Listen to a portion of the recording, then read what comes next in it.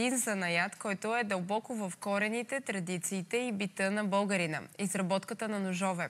Сред малцината, които днес се занимават с ножарство, е Слав Славов от Новозагорско. Неговите ножове имат световни звезди в музиката, като Роб Мъни, Нана в футбола, както и Христо Стоичков. Защо тъпият нож обаче е по-опасен от острия и защо не се продава на всеки? Отиваме в село Асеновец да разберем. Светът на Слав е събран в тази малка работилница за ръчно изработени ножове. Всичко от стоманата до дървото минава през ума, сърцето и ръцете му. Ножовете на Слав са различни. Този канал се отличавам с него от останалите колеги и е с длъбнат скос. Това си е моя почерк, моя стил. Като всеки колега си има негов почерк. Много приятели имам и случайни хора, които само като ми видят ножовете, казват, това е нож на Слав. Аз харесвам по-агресивните острията, тук е по-заострено острието, този канал. Си го правя малко сме хората в България, които го правим.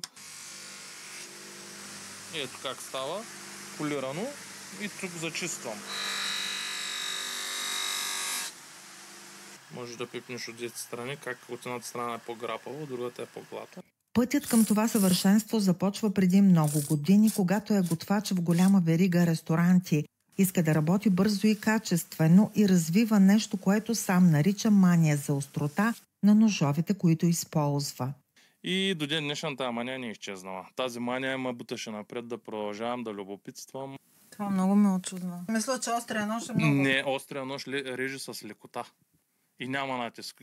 Когато режеш, врязва се в кожата, че усещаш, ще спираш да натискаш. Защото а пък при силния натиск ще спреш до кокъл.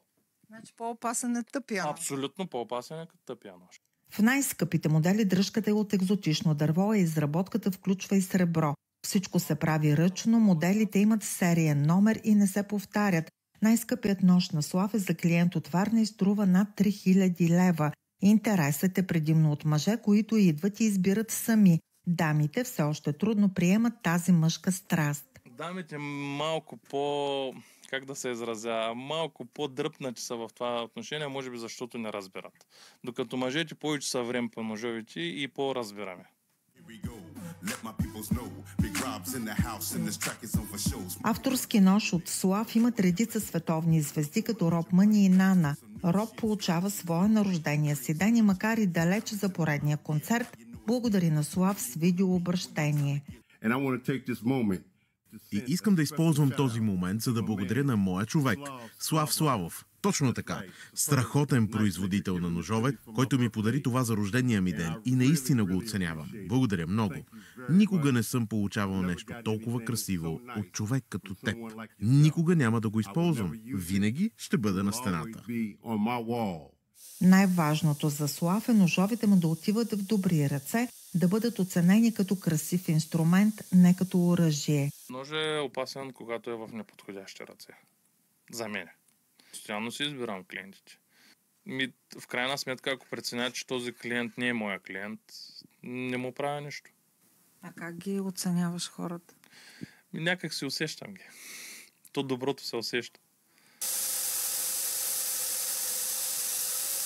За тази събота Дания Танасова.